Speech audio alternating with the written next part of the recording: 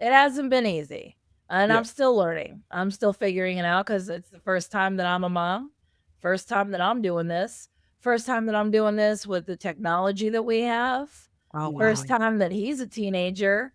So, like, ChatGPT and I, we're parenting great, okay? It's working out so well for us, let me tell you what. What? ChatGPT, the co-parent. Not the co-pilot, co-parent.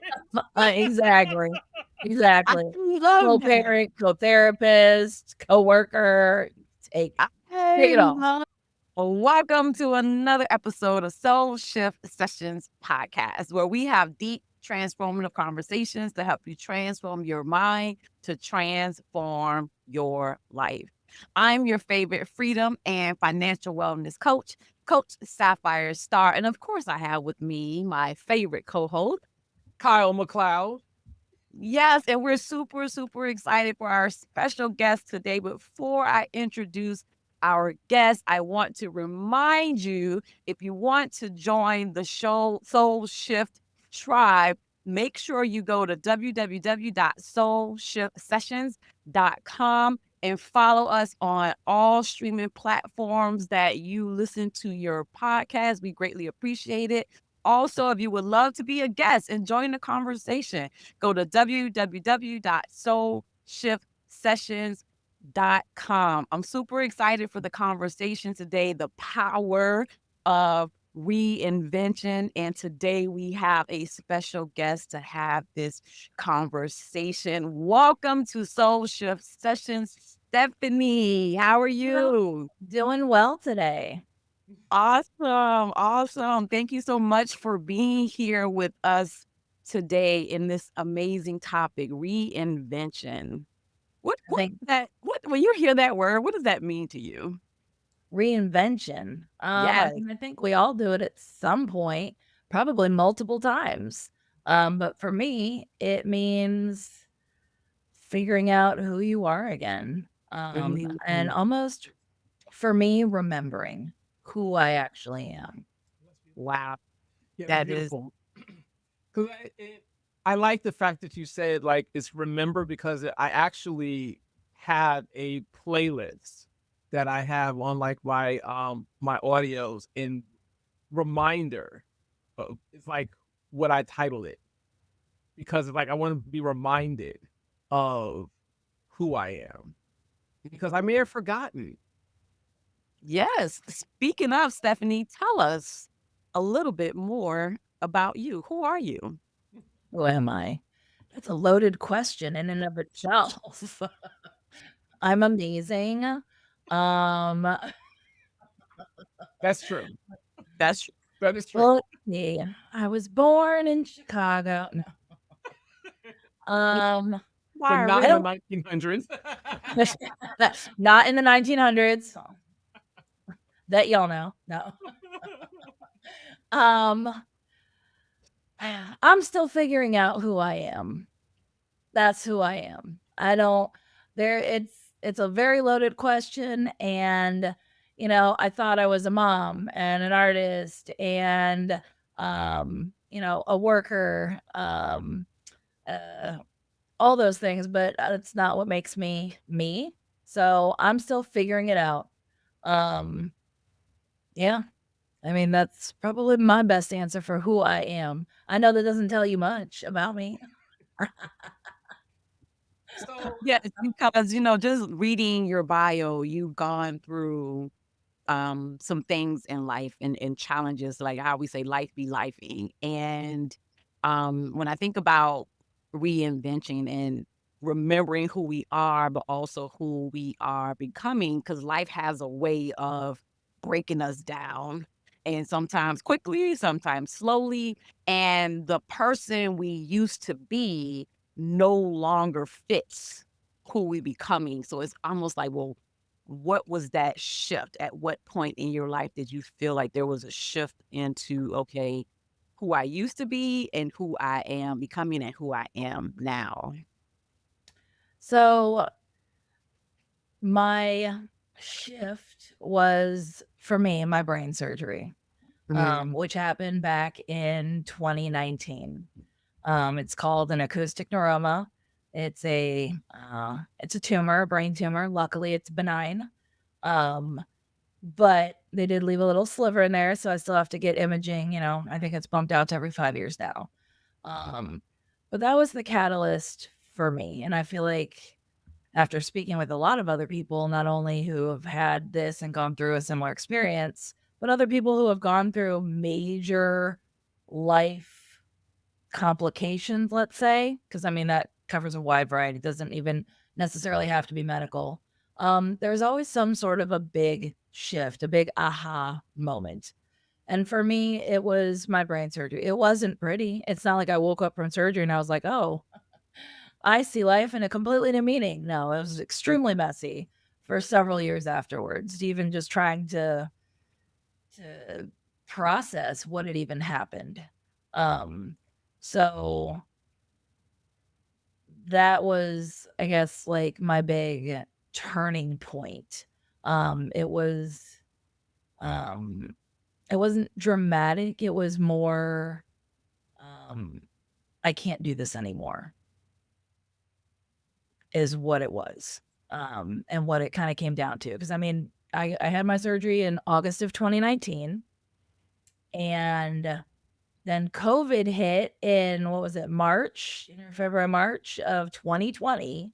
So that was less than 6 months, post surgery, Wow. um, which, as we all know, shifted everything.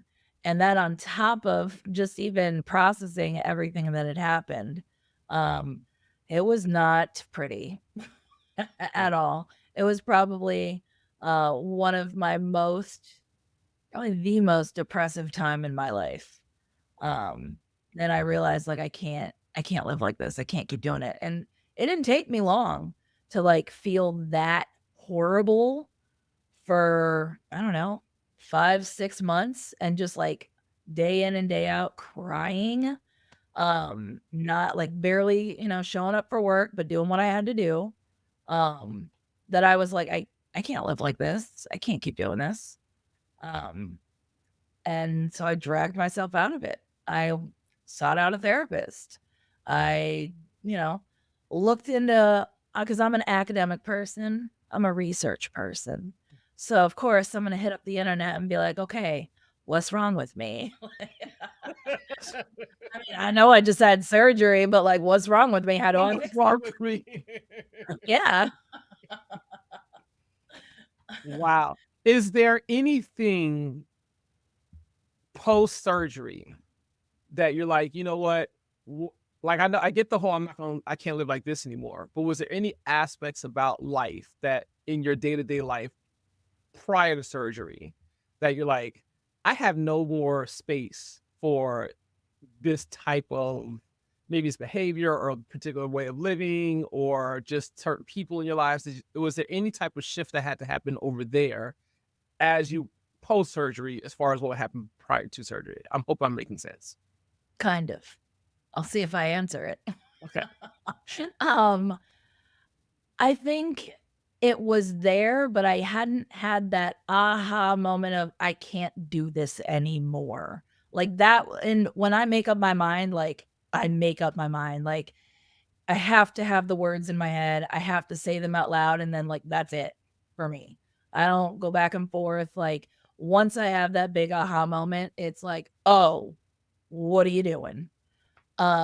And prior, I think I was just so in the thick of everything Mm. that I wasn't thinking about myself at all, really. I was thinking about everyone outside of me. Even when I found out I had a brain tumor, I wasn't thinking about myself.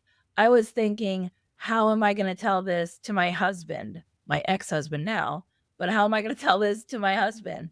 How how do I tell my family? Like what are I know my friends, because my friends are absolutely fucking amazing, and they're gonna be supportive. So it really wasn't even how am I gonna tell my friends. It was mainly like my family and my husband at the time. And it's interesting how when I look back on it and reflect back on it now, how much I did not consider myself at all. So I think I knew I couldn't keep going. I just didn't really recognize it prior to having the surgery. If that, in the short, answers your question. That definitely answers the question. Definitely does. Definitely does.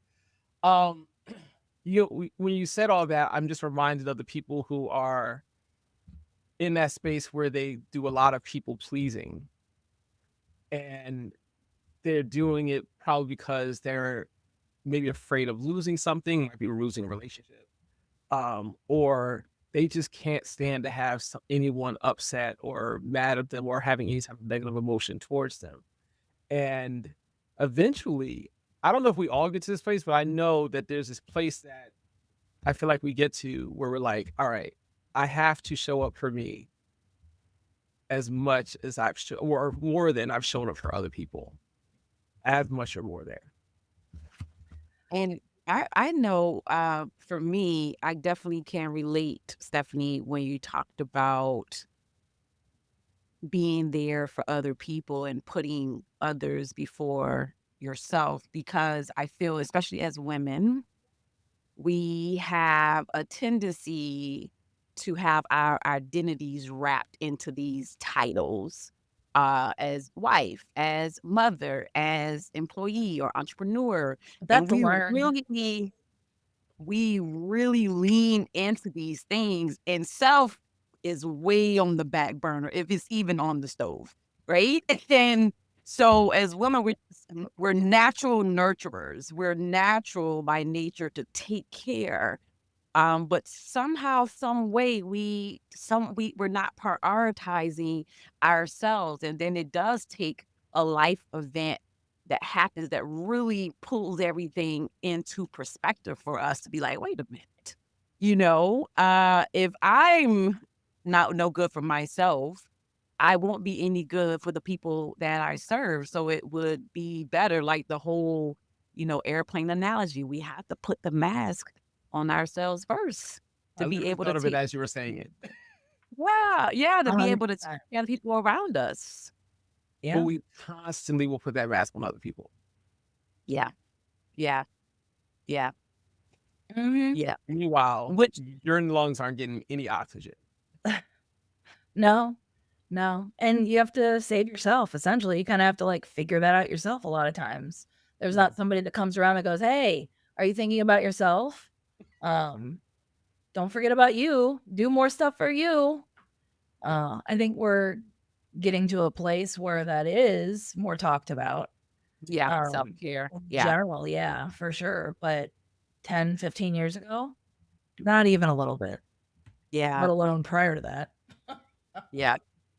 It definitely took me going through a divorce and looking myself in the mirror and not recognizing myself and just like, who am I? And this was many moons ago. I've been divorced almost 20 years, but it definitely propelled me on a journey of who am I? And I don't know if that's how we define the reinvention. Like, okay, who we used to be and who we're becoming, but also saying to ourselves, well, who am I in this moment? And if you don't have the answer, then it becomes this self discovery, trying to figure that out and explore and try to do the things to help us get closer to, again, the person that we feel like we are becoming.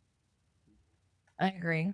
Um, prior I guess prior to getting in a relationship, getting married, having kids, all that, I remember like a brief, so brief moment several years in my 20s where I literally only, thought about myself and, going here, going here, doing this, doing that. And as I'm like remembering kind of who I am, who I was, discovering who I'm becoming, I'm remembering that person as well and how I used to be and how I was and how much happier I was and why I was happy. Because I'm asking myself these questions and I'm also trying to remember. Um, and it's interesting because it's always in service to others still. because it's not it for me, it's not like a very selfish thing. It's not like I'm this person, I'm never gonna change. It's I truly do. I like to help others. I like to inspire others. And I remember always, being involved in things where that was happening. And I love that. And that's when I was like at my most joyous and happiest and crying, laughing almost on a daily basis. I haven't done that in a minute. I kind of miss it. No, there is something to the thanks that you get when you make an impact on someone's life, right? Like there's this overwhelming feeling of joy that I was able to have a level of impact like that. And but I maybe it's a fine line, right? Maybe it's a fine line where it's like I have to make sure that I am not sacrificing everything that I am to get that thanks, as well as making sure that, like for me, there is this feeling of joy when I help someone, right? And so I want to make sure that I just don't sabotage that. I want to make sure that when I'm offering to help, that I'm even helping myself in the process. I have a friend who will, while she is literally talking into someone's life, she'll always say like, "This is also for me too." Right? I'm telling you, but I'm also telling myself. And I think that that's is a visual balance of what I'm trying to say as far as living goes.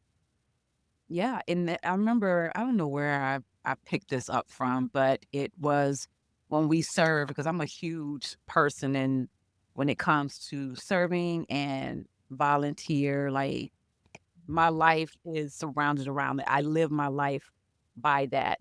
But one thing I learned along the way was this concept of overflow, right? Serving from your overflow, not serving from an empty cup, making sure you are filled and full, overflowing, and what you give to others is that overflow. So you're not sacrificing yourself, your health, your well being for the sake of serving others, but you are serving from a place of you're full, but you're also having the ability to feel others and not serving from fumes and ultimately leading to burnout. Because we've actually had a podcast episode about dealing and navigating burnout. And not this, I always have that visual when I am serving. If I feel like I'm depleted, I make sure I retract. I make sure I retreat.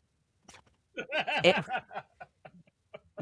make sure I retreat and like take care of self. And that's why I have, Stephanie, you don't know this, but I have this practice of Me Time Friday.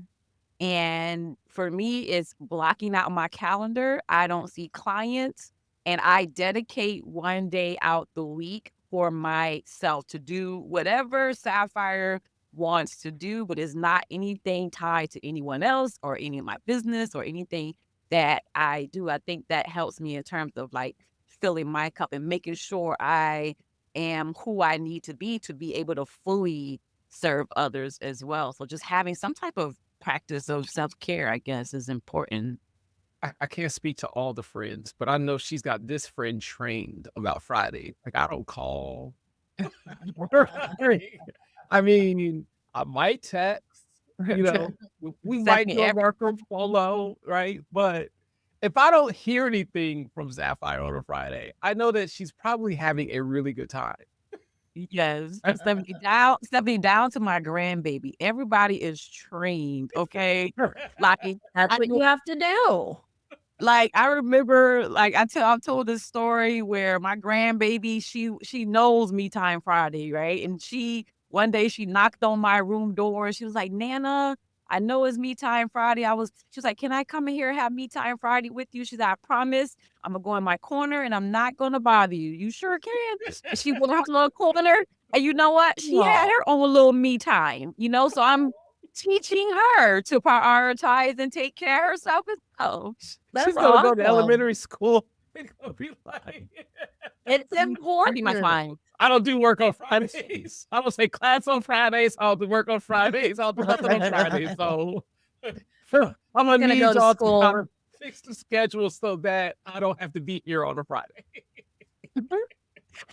So as a mother, Stephanie, how has reinventing yourself, how have you been able to navigate that in parenting? Messily. It's not it's not a cohesive thing. I have ADHD. My son has ADHD. My whole family probably has it, but they're in denial. Uh, but of course, our ADHDs are slightly different. So that on top of breaking down, figuring myself out again, I know that, he's taken some hits as well, when I really couldn't be there because I couldn't be there for myself. I couldn't necessarily be there for him. So I'm doing my best. I'm trying. And, you know, because the brain surgery was 6 years ago. And in terms of like anything brain stuff, they talk years out. It's not a couple months. They talk years out because anything healing with your brain it takes a long time. So I've got that, plus probably going through perimenopause, plus like just figuring things out and the ADHD. And then, of course, I've got a 15-year-old son. Wow. Teenager. And he's going through his own stuff with high school, and high school wasn't exactly a cakewalk. And for me, I'm sure, I don't know about you guys, but it's been, I actually loved high school, but go ahead. well, High school. no. And what made it worse for me is like it started in 7th grade. Like the school that I went to had 7 through 12. So it was Oh, wow. all 6 years. Okay. All 6 years. Wow. I did not like that. Not 4, 6.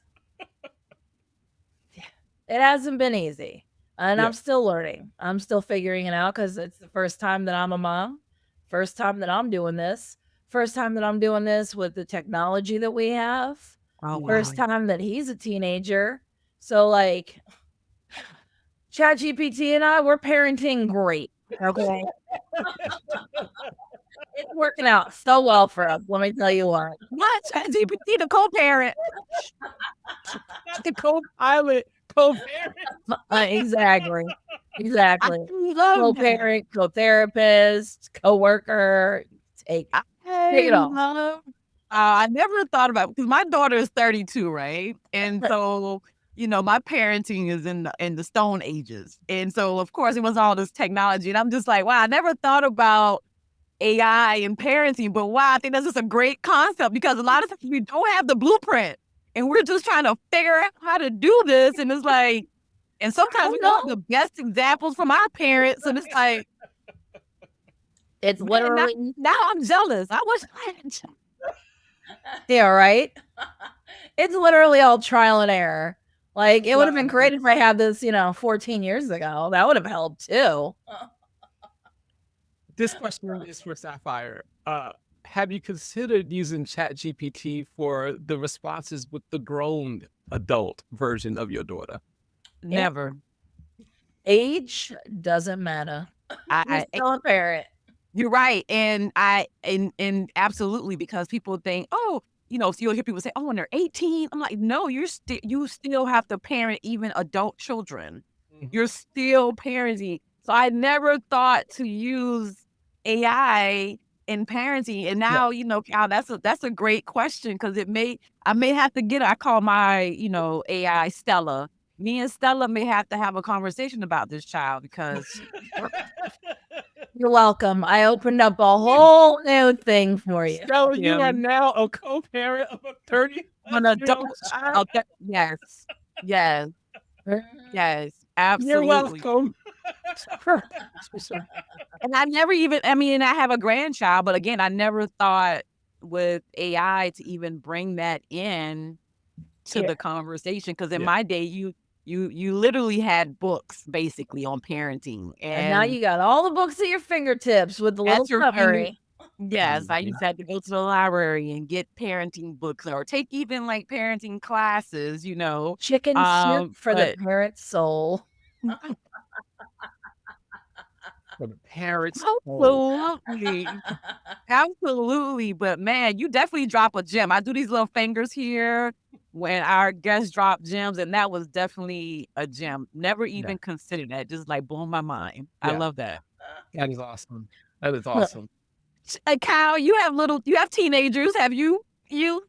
Right? Um, I have used it to a small degree, not for the challenging situations, but for when I'm really trying to, I want to say like make an impact. And what I mean by that is like I'll use my youngest for example. She and I go to the gym, and neither one of us really like going to the gym, but she's got her own fitness goals that she wants to accomplish. I want to be a stronger cyclist, and just getting out and riding my bike apparently doesn't do that without some weight training and things like that. And my biggest concern was making sure that she enjoyed the experience so that she doesn't become resentful and just, all that stuff. And so I might consult with it from time to time to make sure that I'm creating a unique experience. Like it doesn't get routine. It's just we do things differently so that way it kind of keeps her engaged. So I'll do it for that. Um, I might do it for food, for like to use the air fryer, what have you. But yeah, gifts, I might use it for figuring out like what the present's going to be, what is for my wife or for the kids, but not for I haven't had a chance. I haven't needed it for like the challenging moments, but I will also say that my kids don't really give me a lot of challenges as some people do with their kids. And both of mine have ADHD, Stephanie, like, and they show up in different ways. But I'm kind of got this point where I would just rather let you figure it out and deal with the consequences on certain things rather than me losing my mind about it. So it's like, You're also the dad too. I need to speak to Patrice. Speak to the mother. The dads are different. I'm They glad you said different. something, she'll wake Sapphire, him because up. I wasn't gonna say nothing. She'll wake him up at 2:30 in the morning. I let him get the F. Talk to Patrice because this is the dad talking now. Dad, it could be like, long as the house ain't burning down, the kids can do whatever they want to do. I am, to some point, they're going to have to be adults anyway, So, like for example, my kids know at 5 after 7, that vehicle is moving. If you in it, great. If you not, you gonna spend the day with me, okay? Because I work from home. And if nobody is in there at 5 after, the car just ain't gonna leave, right? Because does the plane wait for you to get there? I've only heard of one person that was able to stop a cruise ship from going anywhere. I've only heard of that one time, right? But the train, the plane, and the different new vehicles, they tend to not wait. They tend to stay on the schedule. So maybe I need to let you experience missing that thing, so that way when you become an adult, you're like, hey, if it says it's leaving at this time, I'm gonna make sure I'm there at this time. Patrice, on the other hand, that's why I say more 2 in the morning. Yeah. That doesn't work for my son. He'd be like, all right, I'll just stay home from school every day. They don't want to stay with me. I don't have to go to school. Yeah, mine actually do want to go. So that's the advantage that I have, that because I would have been like your son. Oh, I don't have to go. Are you lucky? No. To go? Oh, I could just stay here just because I missed yeah. It's a battle for me to get him to brush his teeth, to take a shower. Still. Yep. When do I get that? When does that raising stop? boys? Yeah, raising boys are very different from raising girls too. Because I've had the pleasure of doing both. It's two different things.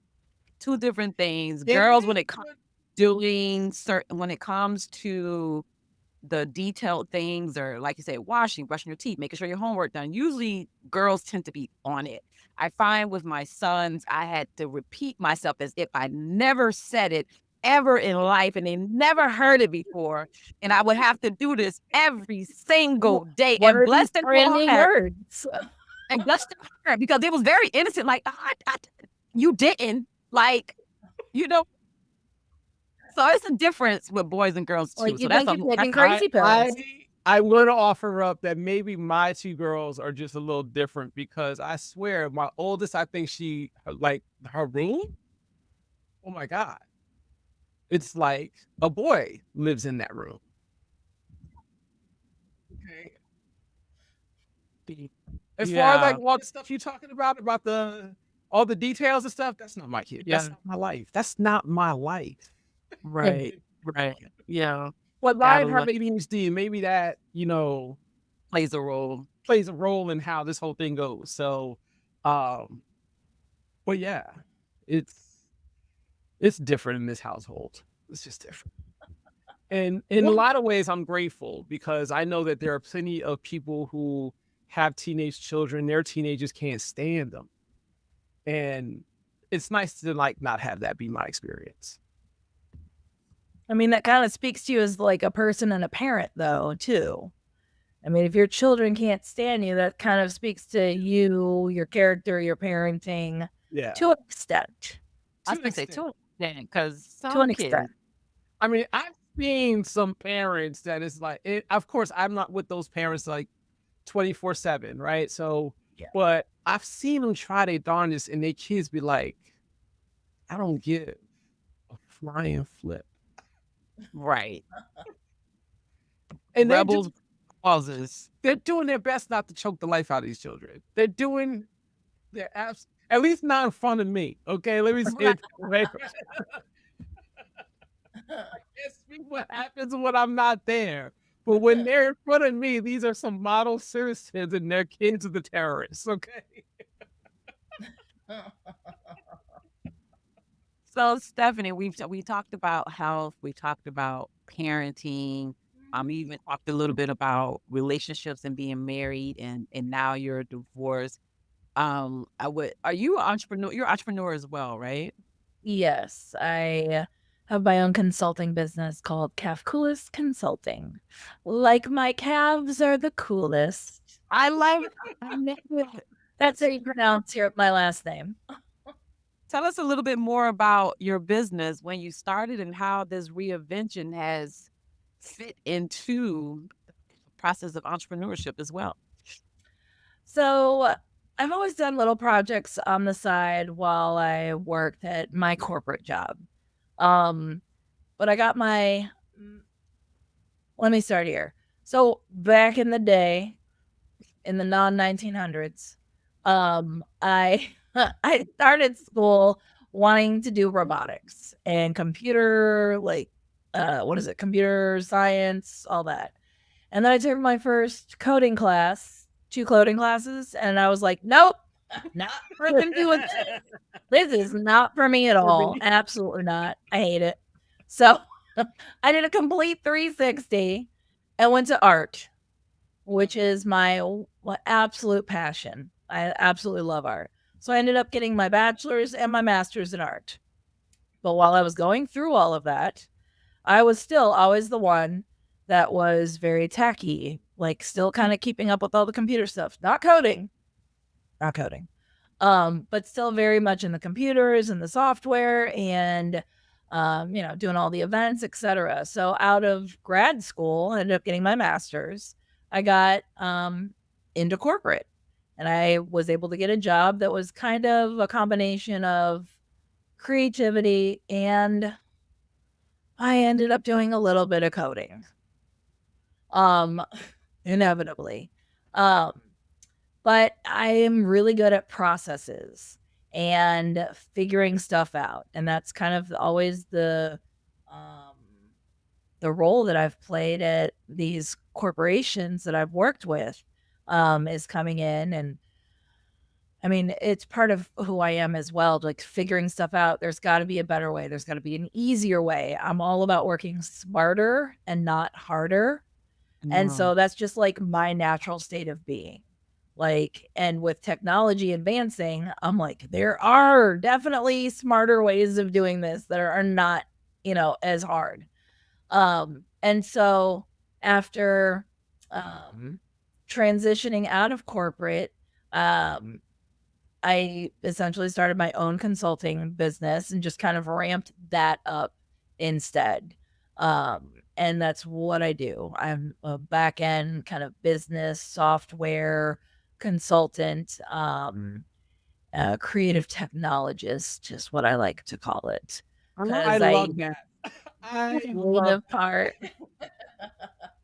and the technology, whether it's in a creative field or not. For me, it's still creative. I still got to figure this out, right? yeah. I still got to see what the small business owner doesn't see and help them make things easier for themselves. So that includes implementing software, CRM systems, project management systems, the documentation part, the stuff that when you get hired at whether it's a corporate or a small business, that you can actually hand someone training documents or materials and not just be like, oh, just look at what I do and figure it out, take some notes. You actually have it written down. I do the writing down part and the figuring it out and where things can be automated. So it's been this transition going from corporate, which really is not suited for me, especially when I've got higher ups that don't understand exactly what I do, telling me to do stuff that messes everything up. Transitioning into kind of being my own boss, and that's been um, a reinvention in and of itself. Yeah. Going from that kind of 9 to 5 mentality to Yeah. like, hey, there's nobody to hold you accountable except for yourself or anyone that you work with, your clients. That's who's holding me accountable, but it's still on me. So I'm still trying to figure that aspect out for myself, and it's been fun and interesting, and I'm still working on it. I love that. I feel like our brains are wired very similarly. I Yeah. can't There you go. add because I'm very much a systems person, a process person, because I'm a scientist by trade. And now, as a financial wellness coach, an author, a speaker, an investor, like you said, I love what you said about the transitioning from that 9 to 5 mentality to a small business owner and making that shift and really who you are becoming as a result of being an entrepreneur. It really stretches you beyond your comfort zone, beyond what you probably ever thought you were even capable of before you even decided, oh, I'm gonna be an entrepreneur. And then you get in and you're like, oh, okay, who do I have to become to be this person or to be this successful business owner that I envision for myself? And that's one thing I do love about entrepreneurship is there, like I say, it's constant reinvention, constant pivoting, constant reevaluating, but constant growing too. And that's the part I love about it. It's kind of like the unknown, like what's out there. I don't even know. The wild, wild west. But let's go out there and figure it out. Like the Oregon Trail. Let's get on the trail and go.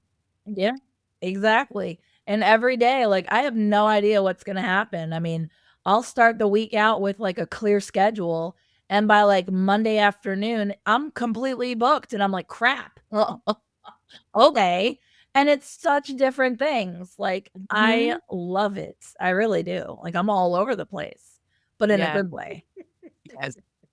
And that's why I named my business Organized Chaos. So 100%. I'm 100%. very grateful for entrepreneurship. Very grateful for it. Yeah. It is the thing that helped me understand why I felt the way I felt when I worked at a regular 9 to 5, right? It's because you feel like you don't belong there. I don't know if I would say that I love it the way you have expressed that you love it, because it's like this roller coaster.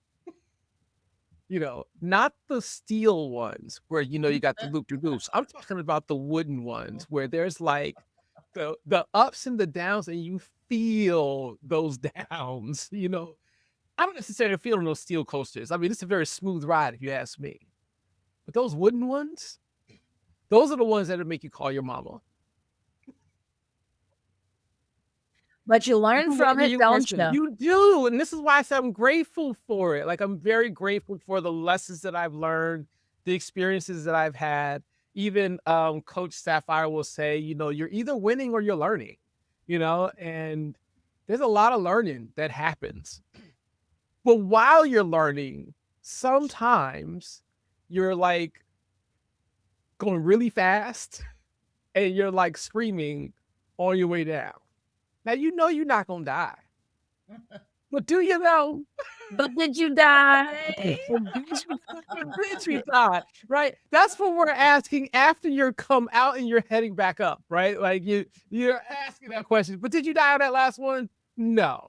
And then there's another one coming right up, right? And it's just constant back and forth. And so I don't know if I would say I love it, but I'm extremely grateful for But it. I mean, isn't that life in general? It really is. Not just That- entrepreneur. So I Yeah. get to live two lives now. One Thank- as an entrepreneur, and then there's the actual life itself. So I didn't ask for all that. But here we go. Here you are. Here we Here you are. are. You either accept it or you let it go. Exactly. Well, I mean, you kind of got to do both, don't you? No. Don't. No? No, you either accept it or you let it go. That's When simple. you say let it go, I mean, I'm not understanding what you're saying. Like, when I hear let it go, I'm like, just let it go, just keep it going, like just keep rolling. That's No, what I'm like hearing. just with the entrepreneurship, the Surrender. journey, the unknowns, Oh, like the let it go. raggedy, woody roller coaster. You can literally get off and never get back on. That is very Or true. you can decide to be like, you know what? This isn't always fun. This is scary. This is Yeah. like, I don't even know if I'm gonna die or not. Yeah. But you know what? I'm gonna get back on this roller coaster. So that's what I mean. Like you either Yeah, no, I'm with accept it you. Yeah. or let it Yeah. go. Like on the fence, that's how you drive yourself crazy. Like, should Yeah. I, shouldn't I? But once you commit, just lean in and lean all the way in. One of my favorite Put a movies. wheel fall off. One of my favorite movies of all time is The Matrix. And there's this scene where Neo is like, he's about to get out the car, like get off the ride. He's about to get off this car. He's got a gun pointed to his face. They're telling him to lift up his shirt, because they think he's been bugged. And the woman goes like, you can just get out, basically. It's our way or the highway. Take your pick. And as he's getting out, Trinity stops him and she says, you've been down that road before and you know exactly where it leads. Fun fact, matrix is the root word is Latin meaning mother or womb. Wow. Just to put another I did not know layer in that. there. I did not know that either. Look at you dropping more gems, Stephanie. So if you think about the whole movie Yeah. from Wow. that perspective, that Yeah. brings a whole other layer to it, if you will. There's this birthing that happens. Yeah. Wow. It is, there's always so many different levels. That's why I love that movie so much. But that whole line about you know exactly where it leads. You may not know where this one leads, but you know where that one leads. And I feel like outside of entrepreneurship, I know where that leads for me. And it's not a place that I want to be. Yeah. And like Les Brown said, and I think you said Donnie Simpson at the end of Video soul. but Les always talks about just kind of like life begins right outside our comfort zone.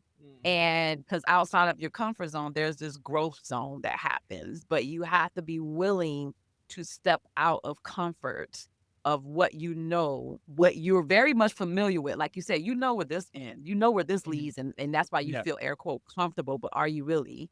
Because there's always something in the back of your mind wondering, shouldn't I? And that kind of may go into regret if you don't pursue the thing that your heart is like pulling you towards, So it's really just kind of getting the courage to say, you know what?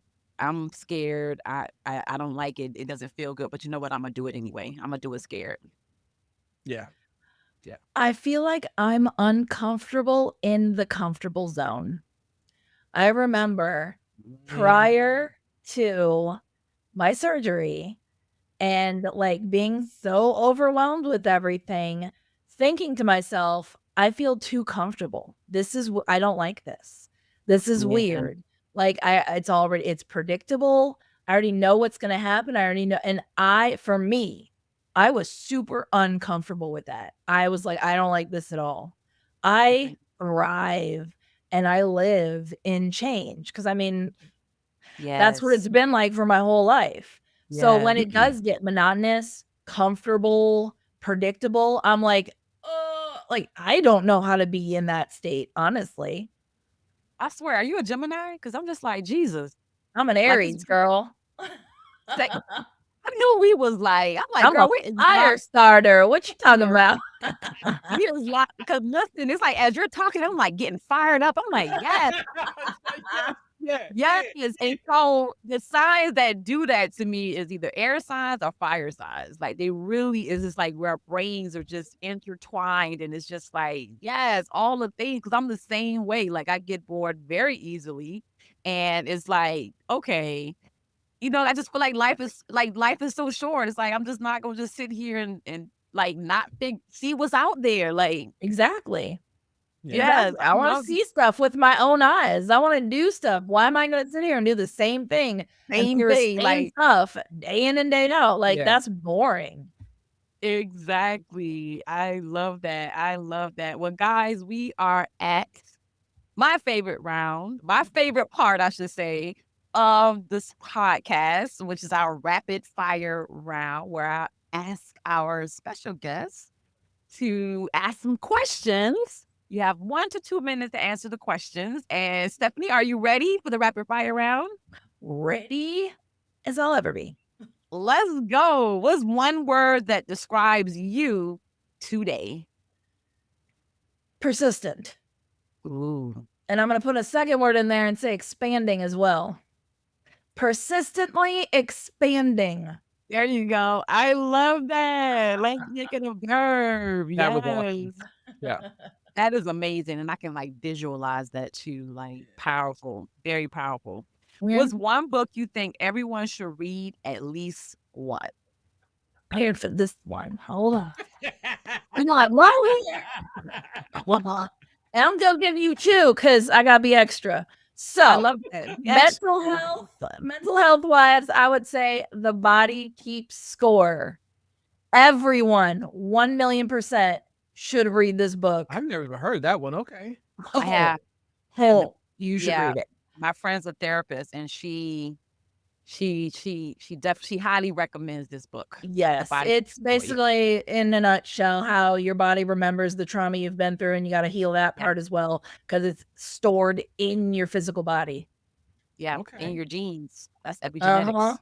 And Mhm. then my other one, more artsy, is Art and Fear. Whether you're creative into art or not, this is a fantastic book. I've read it. I actually have 2 copies of this, and I've read it at least like I haven't read it this year, which the year's not up Wow. yet, but I try and read it almost every year. It's a thin book. It's an easy read. It's a quick read. You could probably do this in a night if you're an avid reader. Like it's a great book. Wow. All It's The right. Art of Fear or Art and Fear? Art and Fear. Art Art and and Fear. Wow. Okay. Awesome. Thank you for Mhm. sharing that. Thank you. What do you hope people feel after being in your presence? I hope that they are inspired, that Mhm. they're comfortable, that they feel seen, not judged. But ultimately, I almost feel like my purpose on earth is to be a muse, is to inspire others.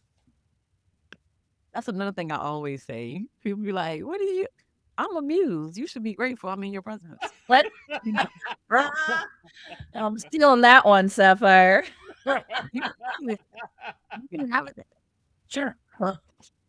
If this soul could leave a sticky note on the mirror for you every morning, what would it say? Well, first of all, it'd be different every single day. Of course. Of course.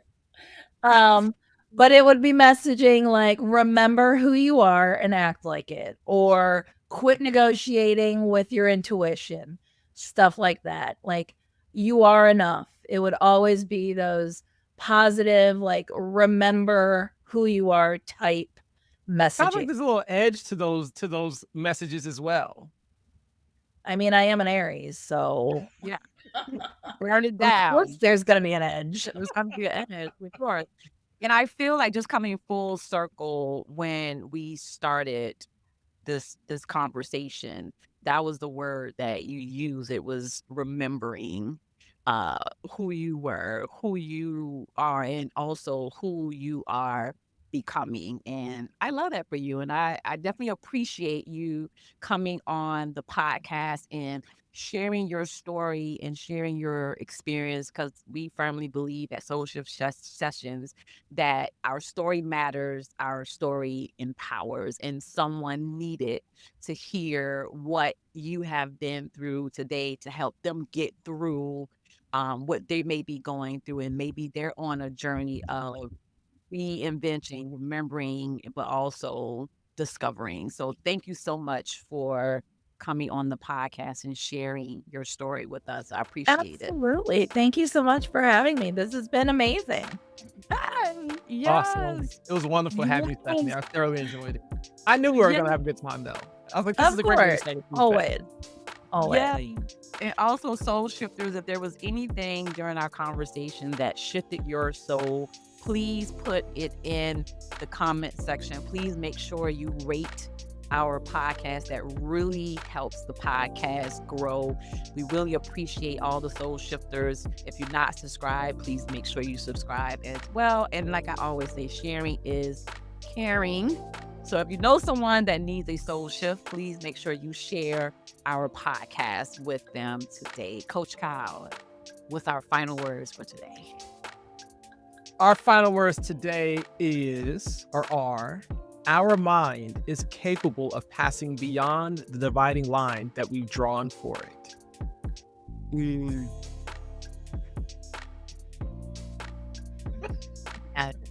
I love it. I love it. Well, guys, always remember to let your soul glow. Until next time. So long, everyone. Bye.